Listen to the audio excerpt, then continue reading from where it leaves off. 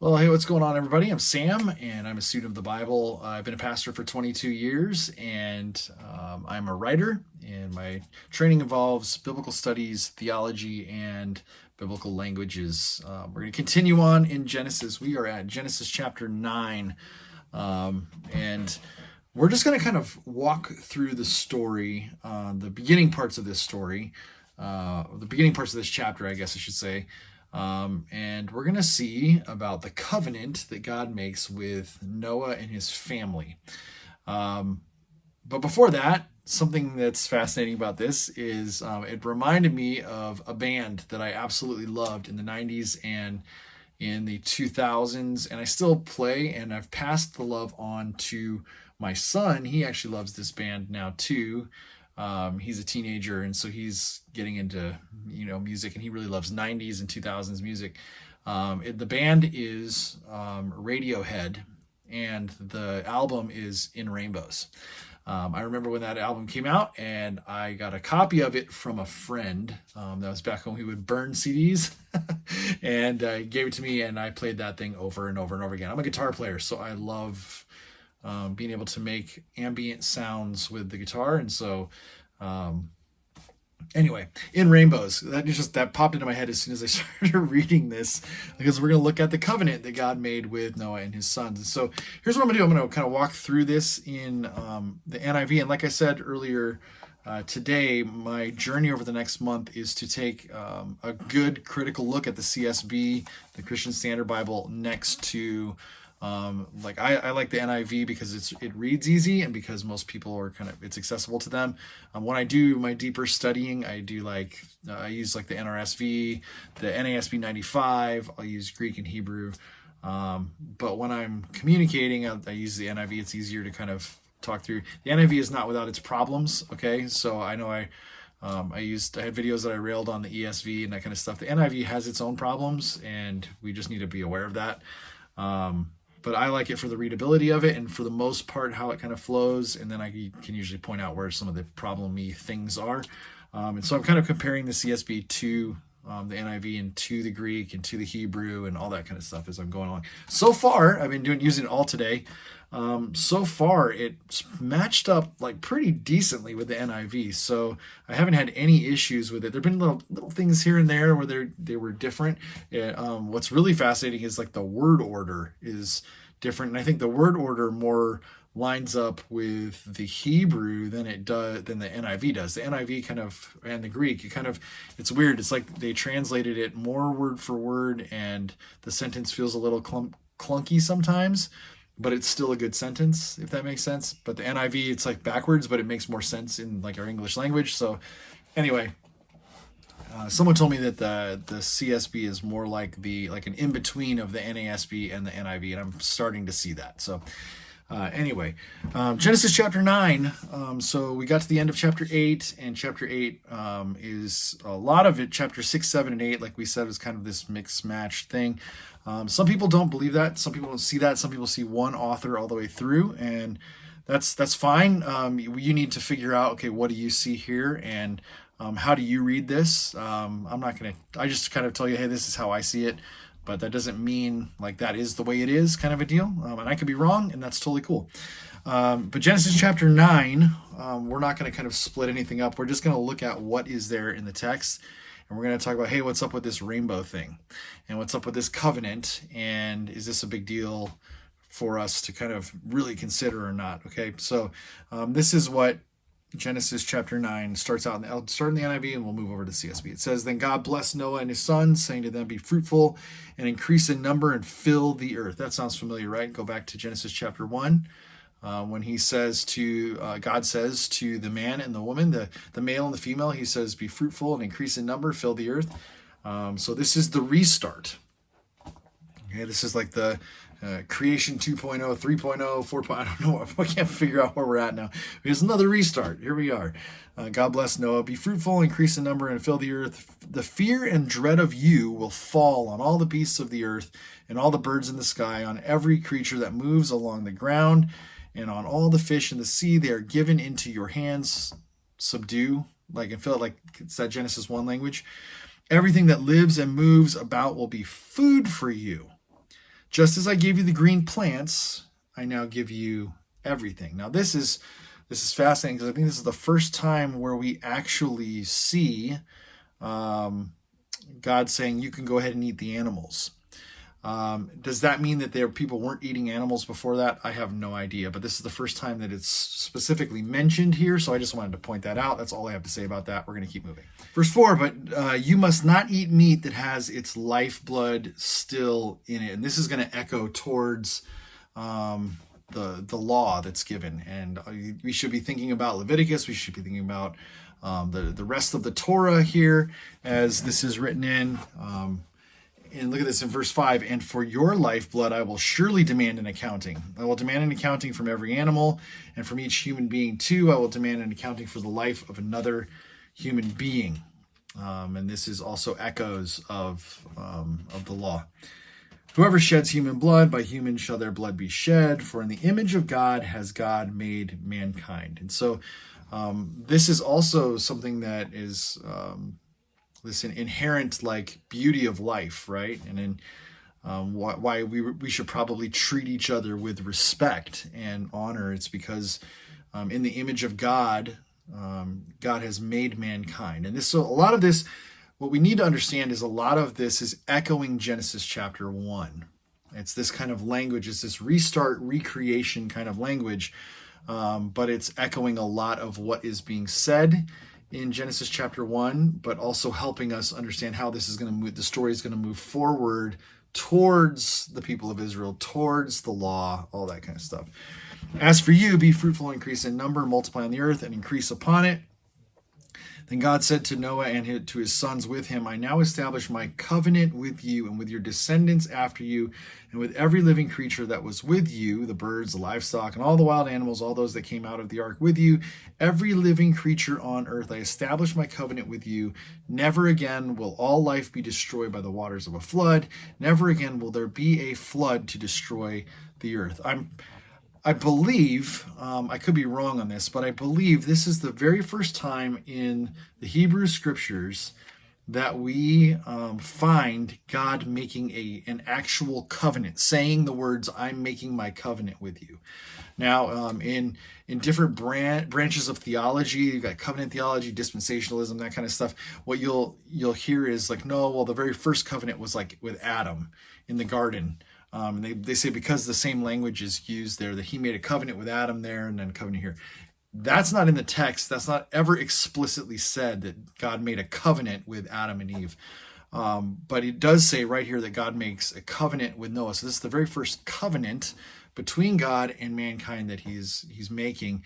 And the covenant is, I won't do this again. I will not wipe out all of the known people that they know of on the earth with a flood. And so that's the covenant that's written down here.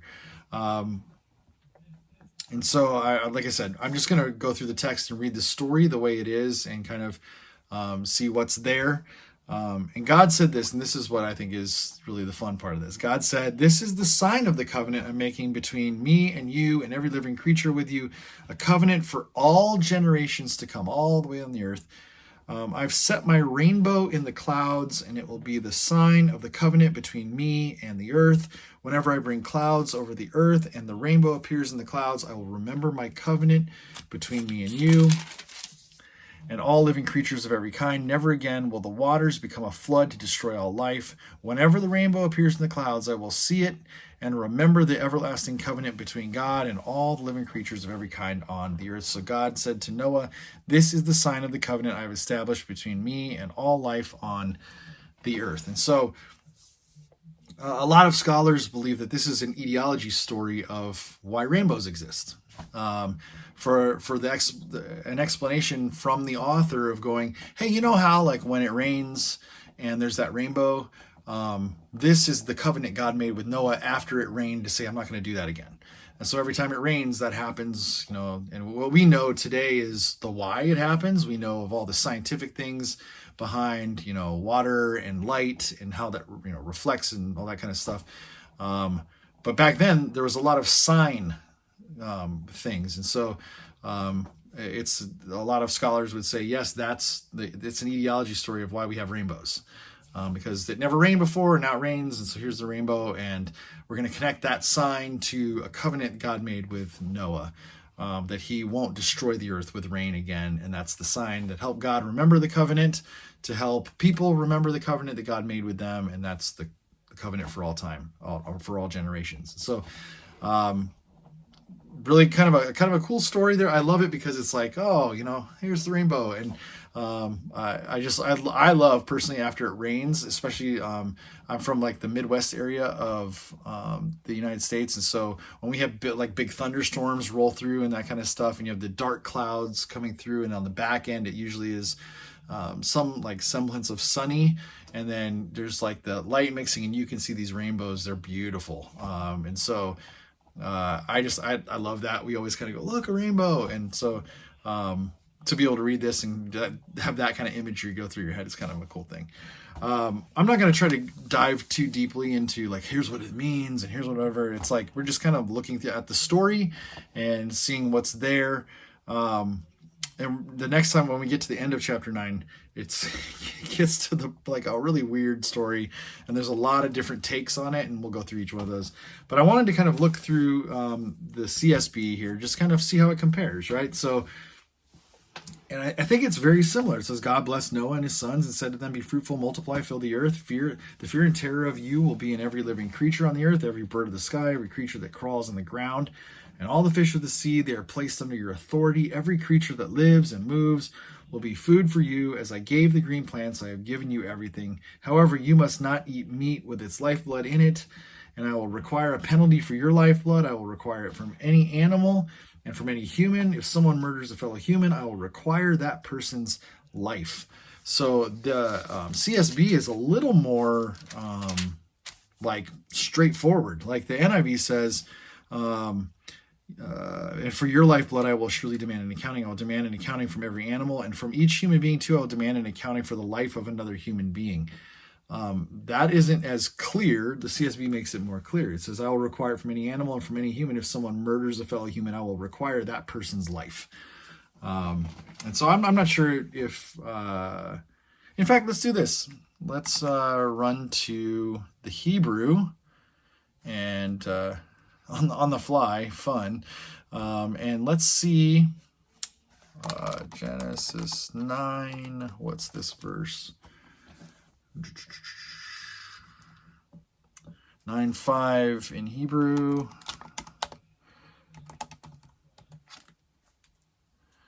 Let's see how the Hebrew reads. It says, Va'ek et dinkem lanapso tekem edros miyad kal haya edresenu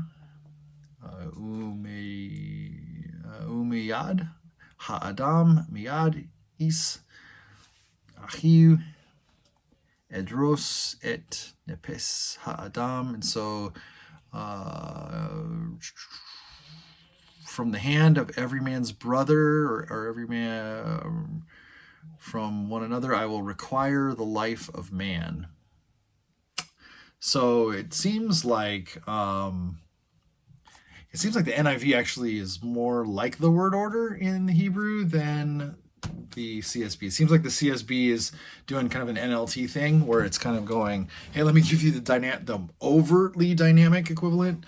The NIV is a pretty good dynamic equivalent, and it's actually sticking a little more to the actual Hebrew here than the CSB is. But it means the same thing. It's not like it's way different, but I think the CSB is just trying to be a little more clear on exactly what's going on there, and maybe interpreting a little bit to help us understand what these phrases mean, because it can be kind of I will demand an accounting for the life of another human being, like for that human being is what the one who killed, like it's life for life, because he makes it explicit, whoever sheds human blood, by humans his blood will be shed, right?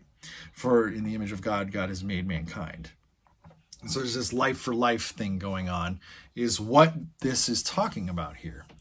And so in the CSB, whoever sheds human blood, by humans his blood will be shed, for God made humans in his image. But you be fruitful and multiply, spread out over the earth and multiply on it. Then God said to Noah and his sons with him, understand that I am establishing my covenant with you and your descendants after you, and with every living creature that's with you, birds, livestock, and all the wildlife of all the earth that are with you, all the animals of the earth that came out of the ark. I establish my covenant with you that never again will every creature be wiped out by floodwaters. There will never again be a flood to destroy the earth. And God said, this is the sign of the covenant I'm making between me and you and every living creature with you, a covenant for all future generations. I've placed my bow in the clouds, and it will be a sign of the covenant between me and the earth. Now, I want to check something out here because NIV translates it rainbow, which we get that, makes sense of that. But verse 13, let's kind of look that one up. Does it say, is it bow or rainbow? Kasti. Let's look that word up. Kasti, it's from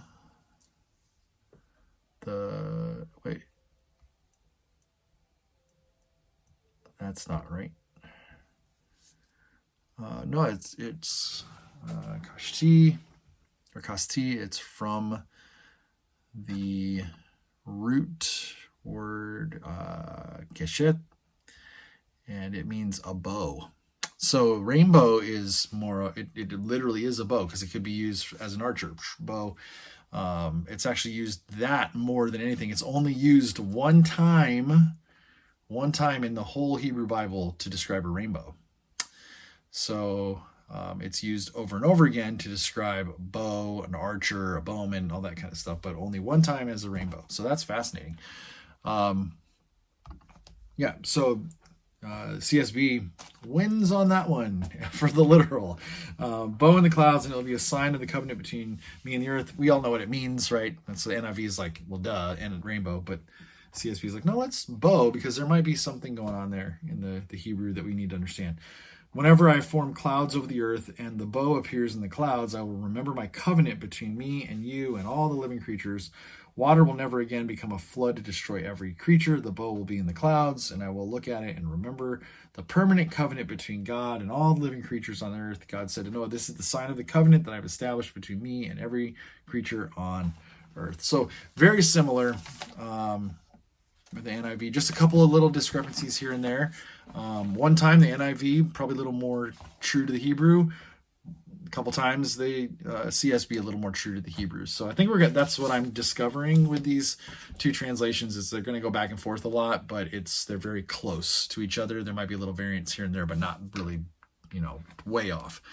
It's been kind of a fun little exercise. But God's covenant, very first one that if you're reading through the text and just trying to see what's there, not reading anything into it, not reading a theological system into it, just seeing what is being said, we find that this is the very first time God makes a covenant with human beings. And it's the very first time he says, go ahead and eat these animals, although they may have been eating animals before them, but God says, I gave you the plants to eat, now you can have all the animals to eat too. It's the very first time that we see God telling everyone, hey, listen, there's going to be a price that's paid if you shed blood. And we don't really see that before now. We see a lot of wickedness, a lot of evil, and we don't know what exactly all of that meant. But we do see this is the first time God makes a kind of a statement on it and says, because man is created in the image of God, which, remember, it's all Genesis 1 language in this part of the, building up to this covenant. Because man is created in the image of God, if you destroy someone who's created in the image of God, you can expect that back to you. Like this is this first time that it's like, and it seems like it's a pretty big warning. Like, hey, people have intrinsic value to them. So don't do just whatever you want to them. And so that's very kind of important statement. And then we see the rainbow as God's covenant. And then maybe, scholars are telling us that this is the etiology story of rainbows. So next time we're going to get into the rest of Genesis 9, which is Noah planting the vineyard, getting drunk, all the fun stuff that happens with that. So anyway, hopefully this was a kind of a fun little time together, kind of reading through the beginning parts of Genesis chapter 9. If you like the video, give me a thumbs up and subscribe, and I'll see you in the next one.